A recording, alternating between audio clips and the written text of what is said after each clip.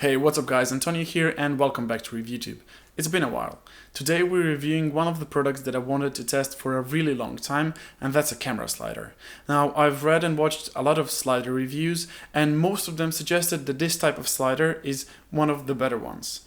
I found this particular slider, contacted the manufacturer, and they were kind enough to provide me with a review sample. So let's test the slider together and figure out if it's worth buying. Let's get started. I won't forget your last betray. I'll never forget this day. So the first thing to consider when you're getting an inexpensive slider is whether you're going to get a monorail or a dual rail slider. From everything that I've read, all the user experiences and reviews, the monorail is always going to be worse. Why? There's just not enough camera support to make the sliding movement smooth and not jittery. So immediately from the start I excluded the monorail types and found this one, dual rails. So the second very important factor to consider are the bearings of the slider. Usually cheaper sliders have plastic or metal bearings, while the better ones have ball bearings. Why is that important? Well, because the bearings determine how smooth the sliding of the slider is. Usually plastic bearings tend to jump around and don't glide so smoothly, while the ball bearings, even if there's something on the railings, they just go over it and sail smoothly. So that's another thing to consider when buying a good slider. Ball bearings. So the third thing to consider is obviously the price. At 100 euros, many of you will not consider this slider affordable, but you have to take into account two very important things. And that's one, that camera equipment is usually expensive. Not a lot of people use it, it's very specialized, so it comes at a higher price. And number two, just because there are cheaper options doesn't mean that you should buy them.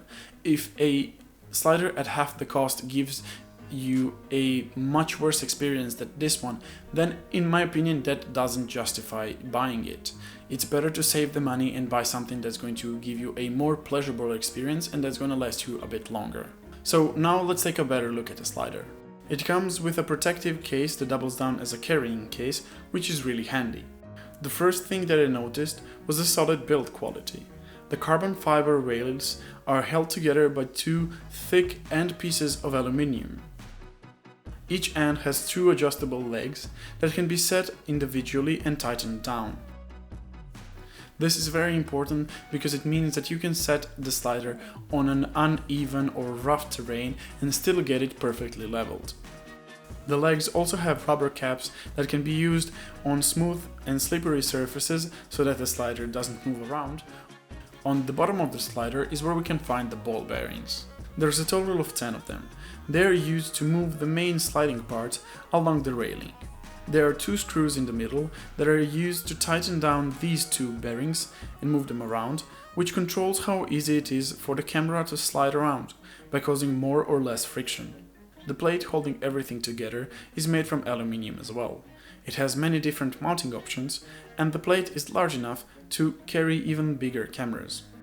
Now my camera setup weighs around a kilo or two with the monitor and it still manages to glide effortlessly on the slider. All of this is great, but I can be here until tomorrow talking about how great the slider is, how well it is built and how smooth the sliding is. But what is a slider review without an actual montage to show how smooth the sliding is? But don't you worry, I got you covered.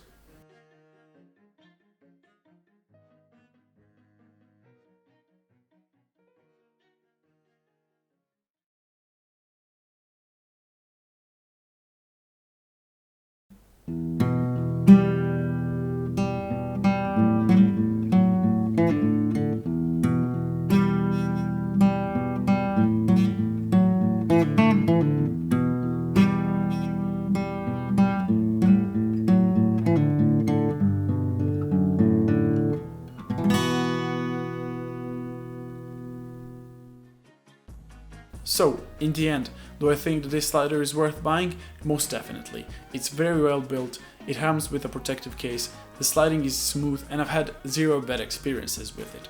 So if you think that I missed out on anything in this review, please let me know down in the comments below. And just a huge thank you to Imorden for sending out this slider for me to test, but even if they hadn't done so, I would have bought one anyway, it's that good. So that's pretty much it. Thank you very much for watching. If you liked the video, like it. If you disliked it, dislike it.